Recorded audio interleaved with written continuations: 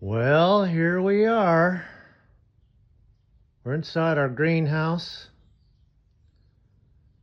Here in Iowa, things are heating up, both figuratively and literally. Still got some plants to get out of the greenhouse. Got some celery and tomato plants left. Got a lot of empty bee equipment in here. We sold some bees last year and had some heavy winter losses. That was more or less self-inflicted. We won't go into detail about that, but anyways, we're getting honey supers down from the ceiling there. We're going to start putting honey supers on. So yeah, got a metal frame construction on our greenhouse. These are all our nuke boxes. I don't know if we'll be using many of those this year. And that's a homemade germination chamber back there. This here is an old freezer I made into a, move these queen excluders here. We can open the lid and show you. I made this into an incubator. It just uses a red light and a thermostat, Inkbird. I just fill that tub with water and clamp that light to it and keep that temperature probe away from the metal. And when I get queens, it's time to start making queens. So gonna get that ready to go. Kind of late getting started this year, but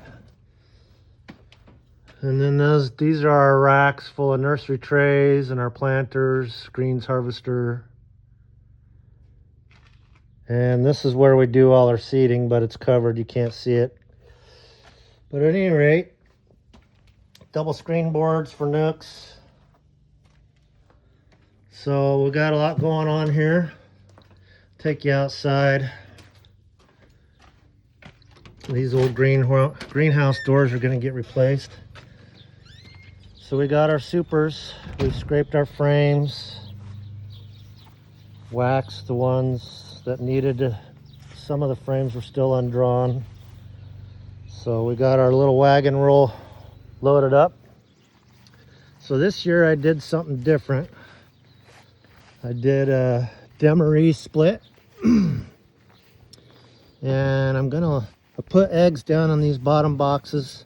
So far we've only got four hives that have the Demaree split. And I made a hole in the middle box so the drones could get in and out, since I was moving frames around and there was drones in there. So we're gonna see if they're making queen cells in the bottom, and if they are, we're gonna put a board in between to separate them, because the queen excluder won't stop a virgin queen if she wants to go through there. So, and then we got our other hives that are 2 boxes. They're not quite ready. So, and then I got a hive on the other side of the apiary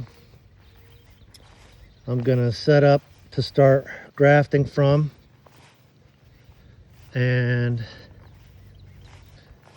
I don't have the box out that I'm going to use, but it's going to be like a horizontal cloak board.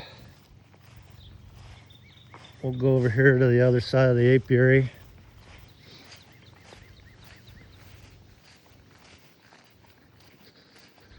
So the birds are singing and it's a nice cool morning. And